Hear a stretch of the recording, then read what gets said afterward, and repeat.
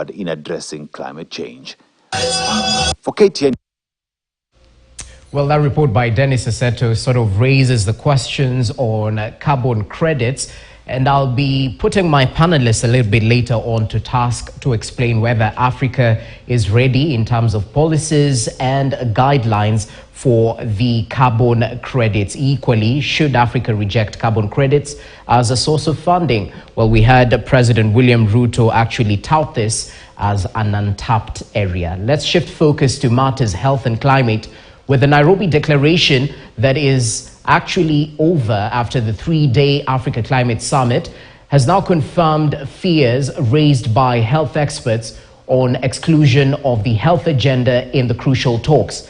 They warn that leaving the health agenda out of the declaration will have adverse effects on the health and the well-being of communities in the continent that is already bearing the biggest brunt of climate change. Gloria Milimu with that report.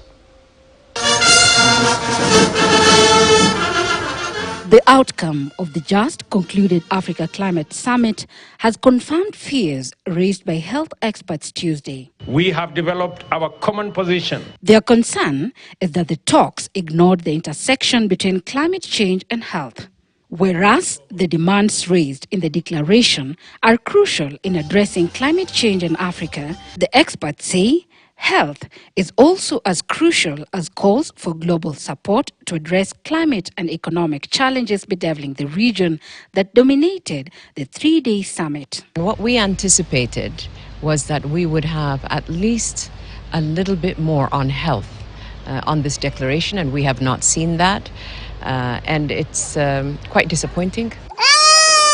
They now warn that the exclusion will have a ripple effect on the health and well-being of communities in the region whose disease burden is already exacerbated by climate change at 29%. While mitigation is also important, I think there is much room for adaptation to be included.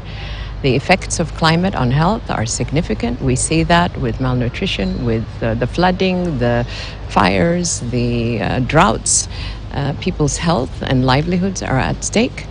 And yet we don't see that reflected in this particular declaration. The health stakeholders, now through an African group of negotiators, plan to leverage 4 main points during the COP28 conference in Dubai to advocate for a multi-sectoral approach in combating climate change. We have, through the Malawi common position, arrived at an agreement on those 4 key areas. Adaptation, mitigation is important as well, which is in this declaration, loss and damage and financing.